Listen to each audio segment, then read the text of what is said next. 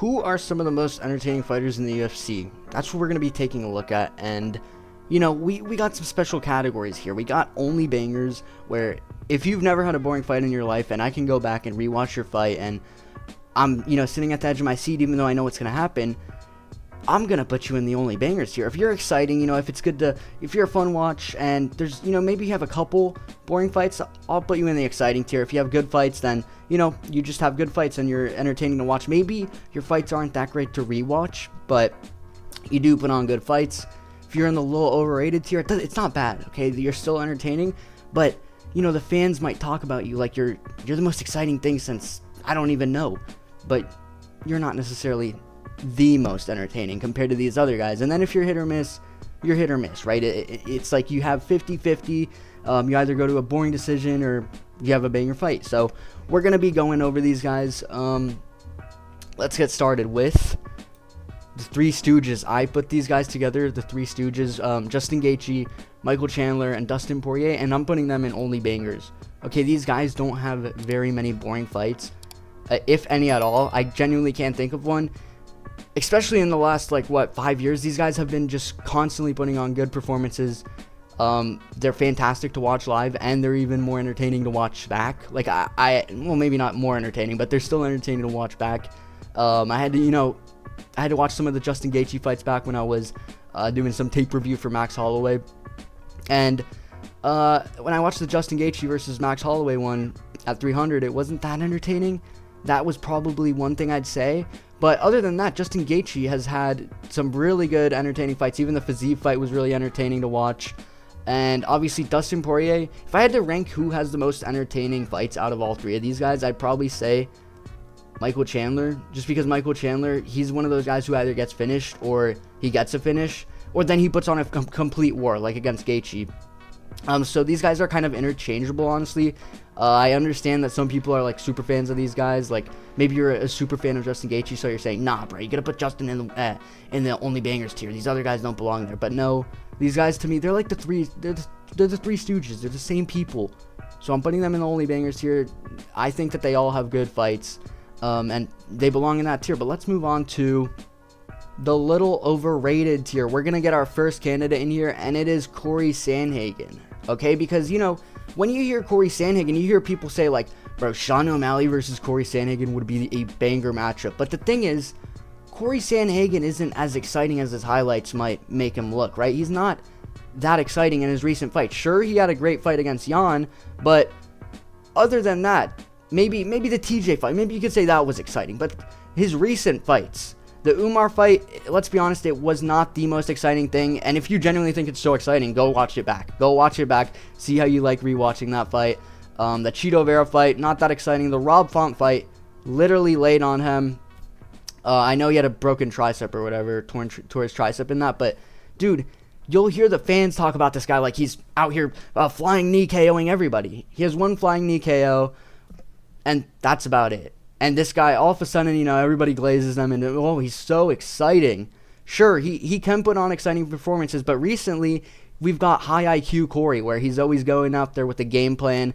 You know, he's always stunning in the books. He's hitting the books before his fights, and he goes out there with a perfect game plan. Obviously, it didn't work against Umar, but he's not afraid to grapple. Like the Chito Vera fight, when you saw Sean O'Malley fight Chito Vera, speaking of Sean O'Malley, let's put him in the exciting tier, because, you know, when Sean O'Malley is going out there to fight Chito Vera, he's not hitting the fucking mat. He's not going to wrestle just because he's up, you know, a couple rounds. He's not going to go and try to wrestle just to coast out the fight. He's going to continue to strike with Chito, despite the fact that Chito does have, you know, a little bit of a KO threat. But when it came to Cory just, you know, he wanted to get it over with. He took him to the ground, and he wasn't afraid to shoot 16 takedowns in the fight. Whereas, you know, Sean O'Malley, he's genuinely exciting. This guy does not have many boring fights. His most boring fight is probably the Merab fight, and that was made boring because of Merab. That fight, I've rewatched it back. It's definitely not that fun to rewatch back, but I don't know, man. I think Sean O'Malley is always putting on pretty exciting performances. The Jan fight was exciting. He did lose that in my eyes, but it still was a good fight. Peter Yan's not on this list, but he low-key should be on here. He'd probably go in the good fights, or maybe, I don't know. I should have put Yan on here, but Jan's a good pick for this. But I think Sean O'Malley's pretty decent when it comes to his fights. Like, people love to say that he's, like, I can see some people might say, what are you talking about? Only bangers. But really, guys, only bangers for Sean O'Malley. I think, people take it a little too extreme when they say, because you'll hear people say, well, Sean O'Malley doesn't have the best personality, but at least he has banger fights. Sure, he has good fights, but, they're not all complete wars or anything like that. So I'm gonna put him in the exciting tier, okay? Especially the Merab fight might be dragging him down a little, but that's not completely his fault. But still, it's a fight. It's a fight, okay? It's a little bit your fault. And let's move on to Tom Aspinall. I'm putting Tom. You see, I wanted to put him in the good fights tier because he's not going to wars, and I feel like if you're in the exciting tier list or in the exciting part of the tier list, you should probably be having a little bit.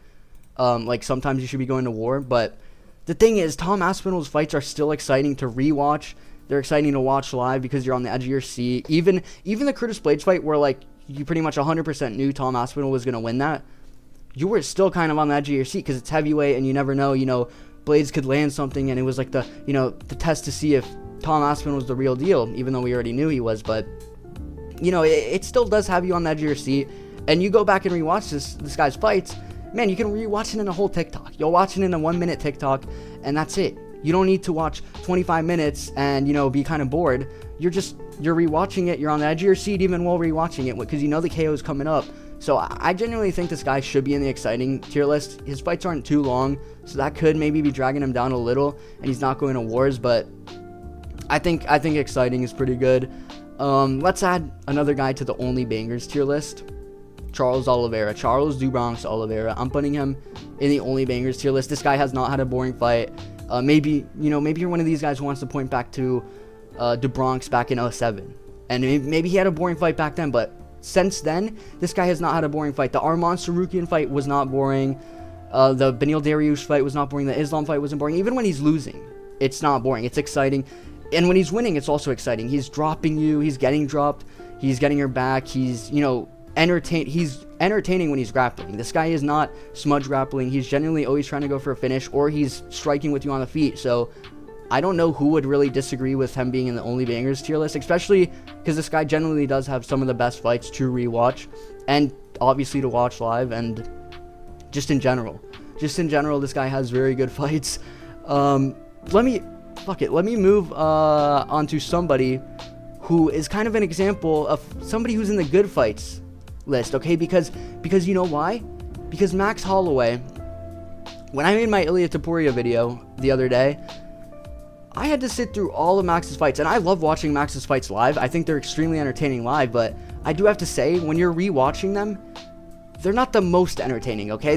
Maybe it's just because I watched them all back to back, starting from the second Volk fight, and it was just hours of watching Max Holloway, because this guy goes to a decision a lot of times, but the thing is, his decisions are still entertaining decisions. He's not, grappling you to a decision. He's actually throwing a crap ton of output. He's throwing a shit ton of output, and he's always trying to go for like a little bit of a knockout. Sure, he'll get a knockout against TKZ or then Justin Gaethje. I kind of wish the Gaethje knockout would have came a little earlier, because he put on a masterclass against Gaethje, and then he knocked him out last second. It would have been kind of cool to see him knock him out in the first round, because I had to sit through 24 minutes and 59 seconds of just Max Holloway putting on a masterclass. But I'm going to put Max in the good fights tier list just because they're not the most rewatchable, and you're not necessarily on the edge of your seat because you typically know this guy's not necessarily going to get knocked out, and he's not necessarily going to knock somebody out unless he's sitting on his punches really late into the rounds, like round 4, round 5. You might see a TKO or a KO from him, but other than that, he's not necessarily going for... He's not going to land a KO blow on you, right? Let's move on. Actually, I'm going to add somebody who is going to land that KO blow, but who's in good fights as well. And maybe Ilia Topuria should be an exciting, but the only reason I'm not putting him in exciting, even though I think he is, but I'm trying to be objective here, guys. He's not in exciting because this guy's not going to wars. He's not going to wars. Like, look at Max Holloway versus Yair. That is a banger fight. That's, like, exciting. It's a war. Max has he has several different types of fights. We have yet to see Ilia Topuria have, like, a brutal war. It's typically just him finishing somebody, which is, don't get me wrong, it's similar to Tom Aspinall, and maybe I should honestly put him in the exciting, but I'm going to keep him at good fights. But Ilia, his fights are really rewatchable. You could literally watch his whole career in like an hour and 30 minutes on YouTube, and it's entertaining. It's entertaining to watch. Finishes, entertaining grappling exchanges, and his only decision was pretty much an outclassing, just a domination and a boxing masterclass considered by many. So I don't see how you would find that necessarily boring. And maybe I should, but I'm sorry, I'm gonna put Ilia in the exciting tier just because he does also have that factor of you being on the edge of your seat, knowing like he can knock you out at any moment. Like, people are going to go in. The reason people are hyped about the Max versus Ilia fight isn't only because of Max, right? They're hyped also because they know Ilia could be the first one to knock him out, and he could, or genuinely, like, you don't know what Ilia is going to do. Whenever you're in there, like when you were watching the Volk fight, you knew that at any moment Ilia could land that blow. So I have to put him in the exciting part. Maybe he should be good fights, but I'm switching him. I'm moving him up. Let's move on to the next guy. We're going to put our first candidate in the hit or miss tier, okay? Because,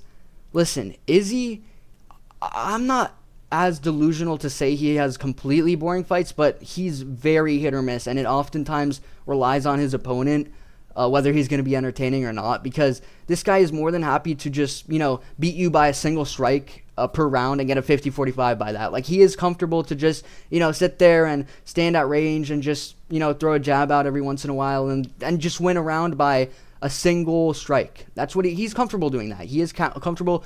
We've heard of, cruise mode Izzy, and that's a real thing. That is a real thing.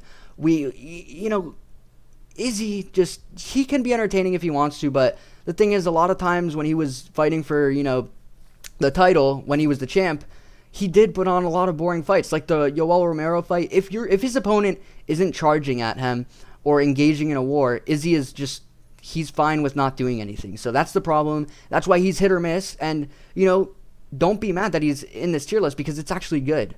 Because a lot of people wouldn't even put him in the entertaining tier list. But I think he is pretty entertaining. And I think that, a good fight, or a good example of a recent fight that Izzy's had that was entertaining, was the Dricus fight.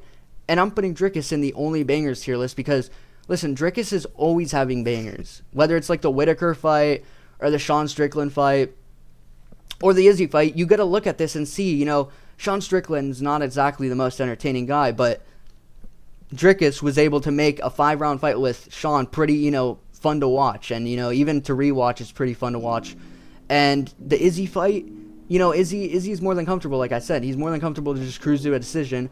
And Dricus was, he was plodding forward. And he was able to take Izzy down and make it entertaining and, get Izzy to perform, right? So I think that you got to give Dricus some credit, and I think that he's always in there. He's looking for a finish. He's not, like, trying to get a decision, some boring grappling decision. When he goes to grapple, he's trying to finish you. Okay, so even when he's grappling, he's exciting. He's exciting on the feet, and it's just funny to watch him like charge at you like a moron, and it always works somehow. So it's pretty entertaining. I think Dricus, he's not necessarily underrated, because I think a lot of people by now have recognized that he's entertaining.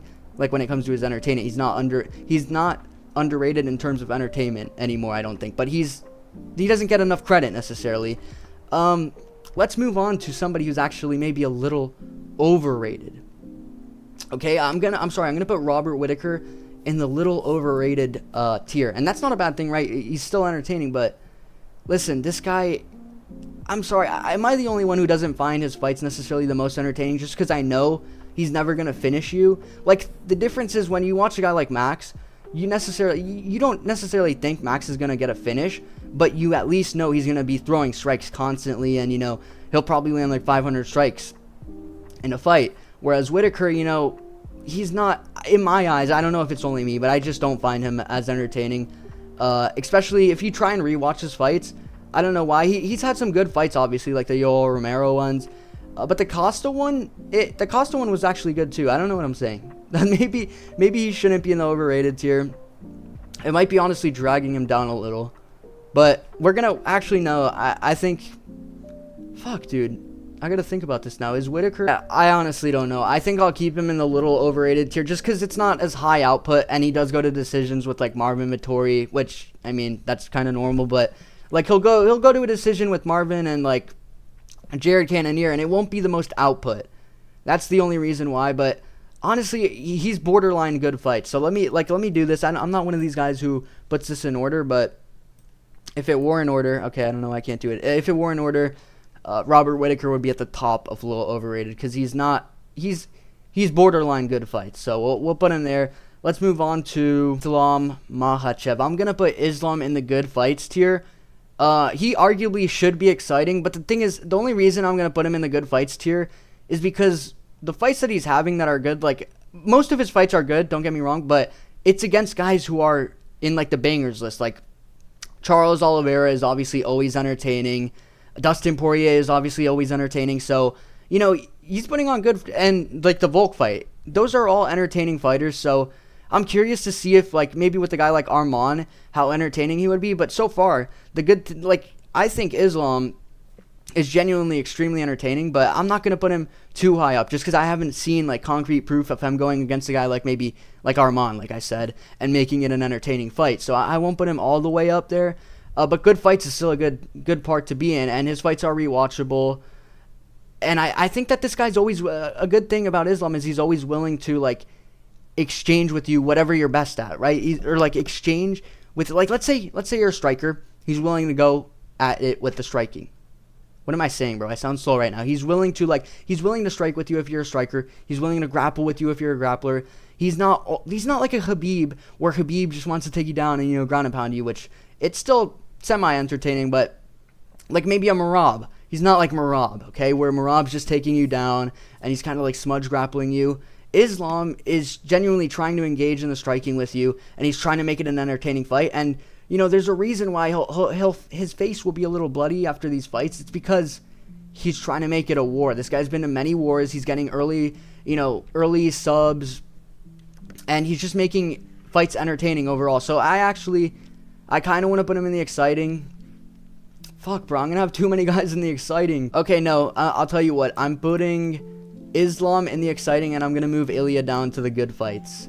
Just because I think it's reasonable to say that, especially because Islam has brought us so many wars. Putting Volk, I'm going to put him in the low overrated category, actually. Just because I honestly think that Volk might be a little overrated with his entertainment.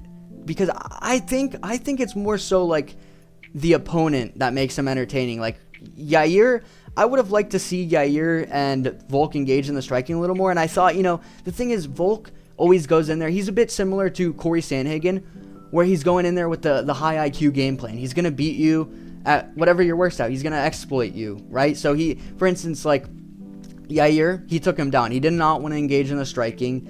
And, you know, it was entertaining still because he was ground and pounding, but I don't know. I just feel like he's maybe slightly overrated, especially because he's going to a lot of decisions, but the decisions are still entertaining. But just when it comes to rewatching these things, I'd say I'd have him probably lower than Max Holloway.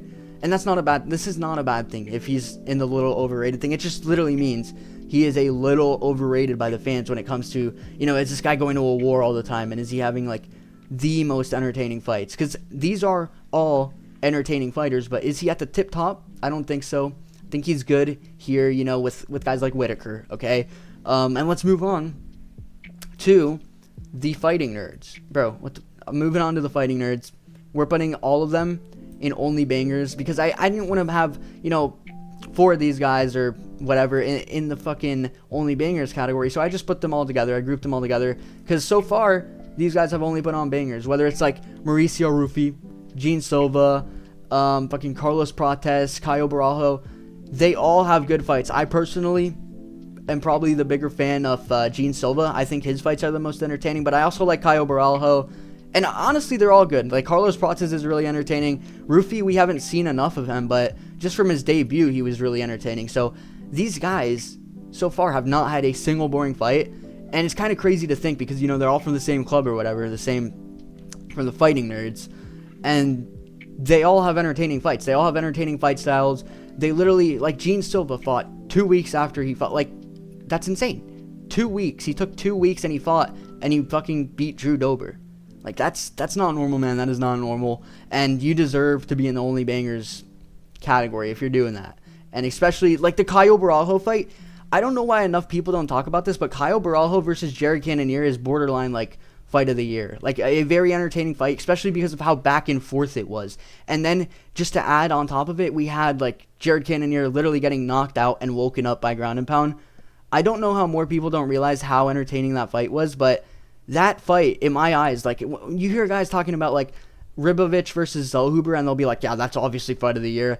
But look at Jared Cannonier versus Kyle Barajo. That fight was insanely entertaining and way more, like, back and forth than Zellhuber versus Ribovich. So I don't know how more people don't talk about that, but, dude, borderline, like, these guys are insane. These guys are insanely entertaining, and they get enough credit. They get enough credit, but I don't know. I just feel like more people don't talk about that specific fight. That's the only thing I'm saying. But let's move on to another person in the hit or miss tier. It's going to be Pantoja, because Pantoja has the ability to have an entertaining fight with guys like Usyk. I actually found the Usyk fight pretty entertaining, and I found the Brandon Moreno fight. Obviously, I think most people found that fight to be entertaining, but he has the ability to put on an entertaining fight. It's just the problem is he doesn't always have an entertaining fight, okay? Like with Royval, he's willing to just half guard camp him, take him down, and, you know, he looks like shit towards the end of the rounds, so I don't know. I can't put him anywhere higher than this. Hit or miss is being generous, honestly, just because, you know, I'm not the most excited when I see this guy's fights, but they are kind of rewatchable, and they are pretty entertaining, and obviously he does have that fight of the year contender, I think, fight of the year contender with Brandon Moreno, so we'll put him in the hit or miss tier. Let's move on to a little overrated.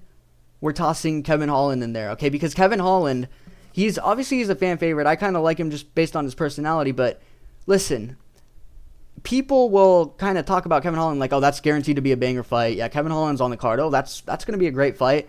But the thing is, Kevin Holland isn't always exciting, bro. He's not always that exciting, especially in, like, fights where he just doesn't care. Like, the fights where he doesn't care, he will not put on a good performance. So I don't know how, you know, the thing is, he'll start losing a couple fights and they'll be kind of boring. They'll go to decision maybe, and, you know, it's time to get his yearly KO. That's what he does. He gets his yearly KO or his yearly submission, and then people think of him as, like, an exciting guy to watch or, like, really entertaining. But I just think he's a little overrated. Sure, his fights are kind of fun, but he's more than comfortable to go to a boring decision. Speaking of JDM, I'm putting JDM in the little overrated tier because, listen, he's similar to Kevin Holland, and when they fought each other, I don't know why I genuinely didn't find that fight that entertaining, but you'll hear guys talk about JDM like, yeah, JDM and Shavkat, bro, they're so good, they're so entertaining. But in reality, look, like JDM versus Burns, I mean, it's not his fault that he was getting taken down, but that fight was not entertaining whatsoever, and it was probably because of Burns, but still, like, dude, in the future, you got to think of it this way. In the future, is this guy going to get grappled, and are his fights really going to be entertaining if he's getting grappled? If he's just getting grapple raped, like, is that going to be entertaining? I don't know. His boxing, sure, it's entertaining, but other than that, I'm sorry, I feel like he is a little overrated in terms of excitement. But, you know, even being in the tier list, you're welcome, okay? You're welcome, JDM. And, yeah, putting Yair Rodriguez in the good fights category because I genuinely think Yair has some of the better fights that I've seen, especially when it comes to, like, striking. This guy's always entertaining in the striking department. Max Holloway versus Yair is really exciting to watch. Good to watch back as well, and, like, actually a war. And I don't know why, but I genuinely think Yair doesn't get enough credit when it comes to how entertaining he is, especially on the feet, because, you know, people look at how he gets treated when he's grappling, right? He kind of gets bitched around when he's grappling, but even that is kind of fun to watch just because he is getting bitched around, so the other guy's doing well, and it makes it kind of entertaining to watch. But, you know, when it comes to if a guy's laying on top of him, obviously that's not going to be entertaining, but most of the time, this guy's getting ground and pounded on the ground, or he's genuinely putting on an exciting performance on the feet. So I think that a lot of people don't like to talk about Yair in terms of entertainment, so I'm going to put him in the good fights tier list. Or I keep calling these tier lists, bro. I mean categories. I'm putting him in the good fights category because he does have good fights, and he is underrated when it comes to people mentioning him, because I don't hear enough people mention how entertaining this guy can be, especially if you put this guy up against a guy like, I don't know, like a guy like Gaethje, or somebody who's going to stand, I know that's at 155, but this guy will genuinely have a masterclass and an extremely exciting performance. Like Gaethje versus Yair Rodriguez would be so exciting because they would both stand up and it would just be a brutal war. Because, dude, Yair is such a good striker, and people don't give him enough credit of how good of a striker he is. Like, this guy had Max Holloway winning rounds because of the grappling. Max had to go to the grappling. And it was, don't get me wrong, this is the thing. Max and Yair, I'd say they're about even in the striking, but people don't talk about Yair because they just look at him getting, tossed around on the floor, and that's it. They don't see how good of a striker he is. But listen, that's beyond the point. I'm putting Yair in the good fights tier.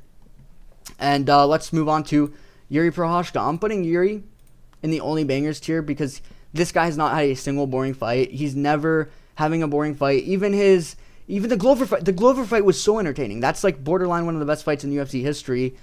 So back and forth, just brutal war. And with a submission at the end, that fight is so rewatchable, so entertaining. I don't know how you could say that Jiri is not entertaining. Even when this guy's getting finished, he's entertaining.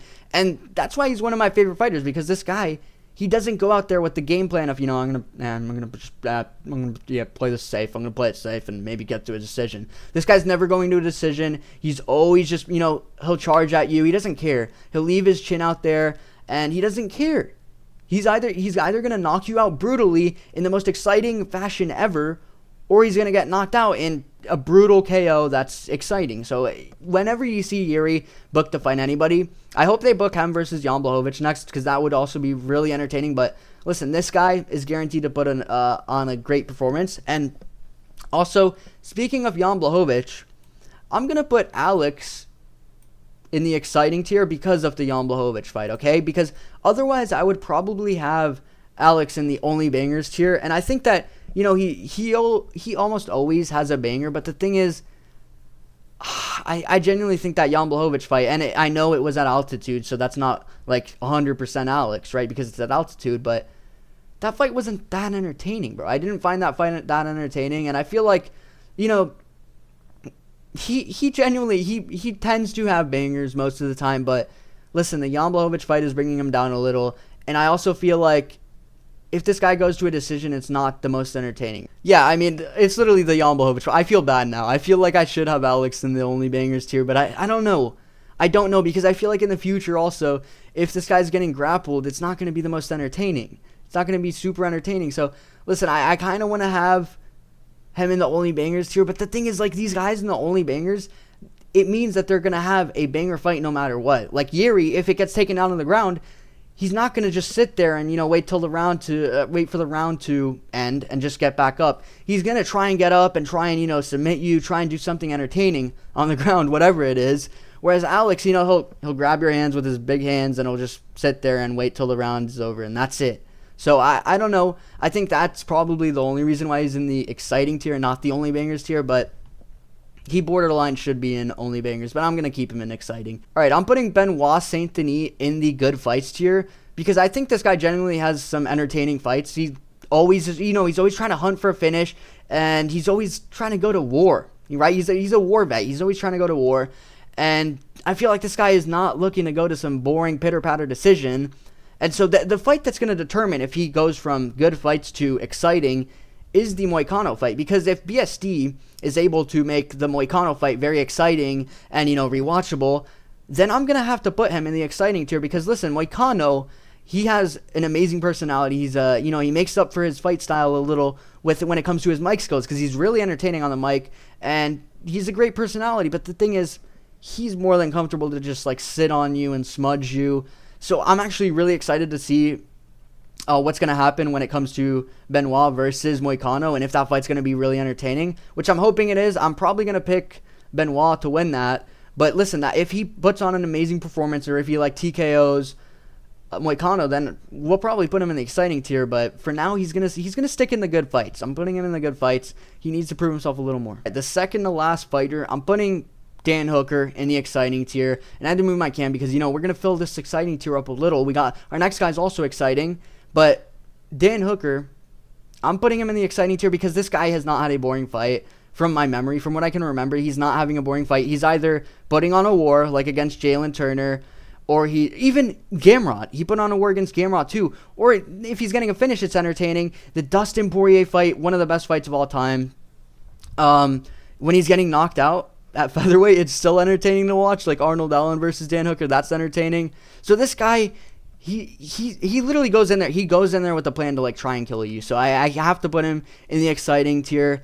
He's exciting. He's just exciting. His fights are really rewatchable. He's not really having a boring fight. If he is getting grappled, it could be a little boring, but other than that, I mean, this guy's always putting an exciting fight on. So we gotta put him in the exciting tier. And let's move on to our last guy, who's also going in the exciting tier. We got Diego Lopes. Should Diego go in only bangers? I might put him in only bangers. I don't know. Nah, I'm going to put him in exciting just because, listen, I hate to count the Dan Ige fight against him. I personally don't find the Dan Ige fight that entertaining, especially like to rewatch. And when it was happening, it wasn't that entertaining in all honesty, at least to me.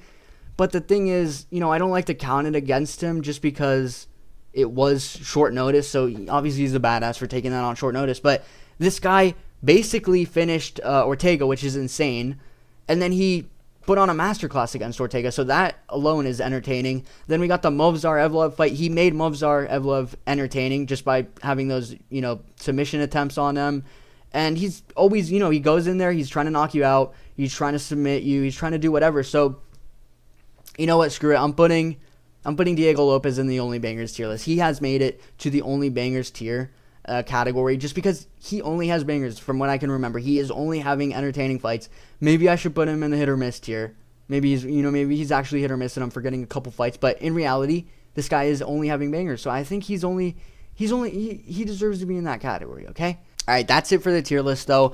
Let me know if you disagree with any of these placements. Maybe I should have Robert Whittaker in the only bangers tier. Or maybe I should have friggin' Charles Oliveira in the hit or miss tier. But, let me know.